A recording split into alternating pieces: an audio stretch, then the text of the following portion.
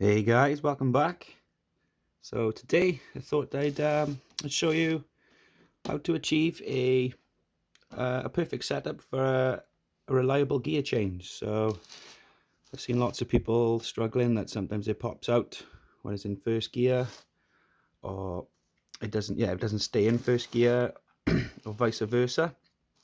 And I thought I'd show you the technique on how to get a nice, clean, crisp gear change. So if we have a quick look, we've got the WPL 2-speed in here. It's a very good little piece of kit. I think you can pick them up for about $15.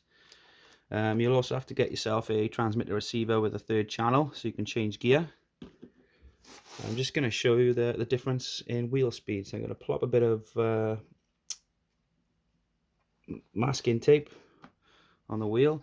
So right now we're in second gear, as I like to call it, the high speed. So flat out, as you can see, you get getting a good bit of wheel speed there, so that'll help you on the flat terrain and whatnot. Now if I change it into first gear, as I like to call it, so flat out, as you can see, a lot slower. Now this gear has a lot more torque and will get you up all the tricky terrain. It's a very nice setup, like I said. So what I wanted to show you was how to position the gear servo to get yourself the best gear change. So I'm going to quickly take the back off of the B24. Simple to do, 2 screws anyway, just 1 screw, 2 screw, and this will give us a better view of the gear change servo. I've got enough magnetism on that. There we go. So very simple to do, 2 screws and the whole of the rear cab comes off.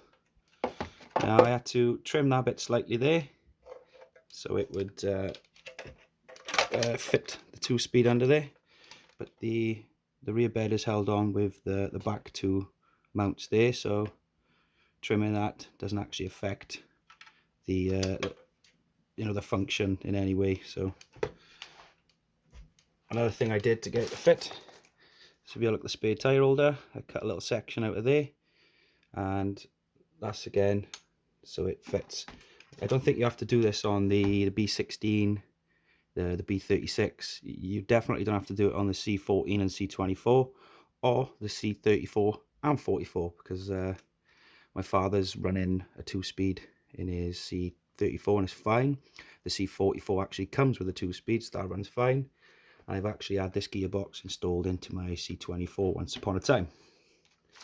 So what I want to bring you closer to have a look at is the gear change servo, where it's sat right now. So this is the part we're looking at, this little bit here. Where it's actually sat now, pointing about 6 o'clock. And that is the perfect position that you need it in. So for instance, now we're not engaged in gear, and that allows the shifter to come all the way out, and it's not putting any pressure at all on the servo. If we get really close and listen, that is currently silent, which is what you want. You want a nice quiet servo. So now when I pop it into first gear, as you can see now, the gear shifter has done a full 90, and we got a bit of flex there in the gear, the servo changer holder itself. So when I click it into first gear, see that click in then?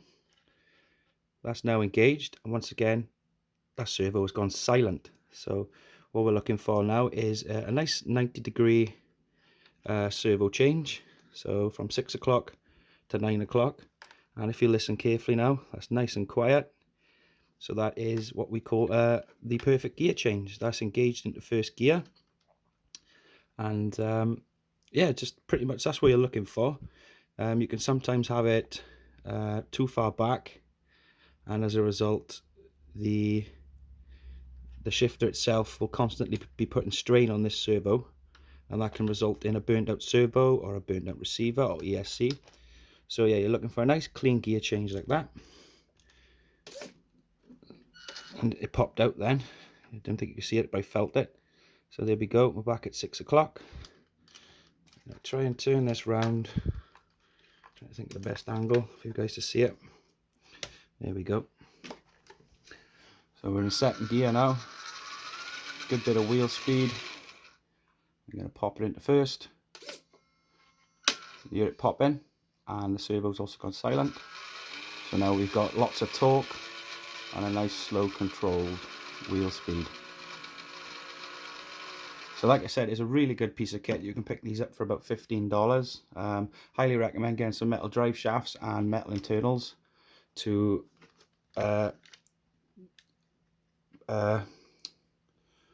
you got yourself a 370 motor in there. So with plastic drive shafts or plastic internals, there's a high chance that they could strip. So yeah, highly recommend getting yourself the metal internals to cater for the bigger motor.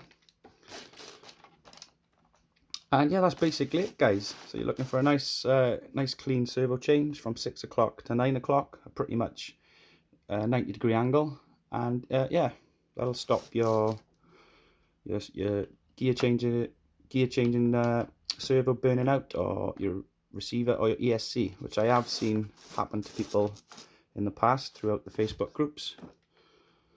So yeah, all I need to do, press channel 3, that changes gear.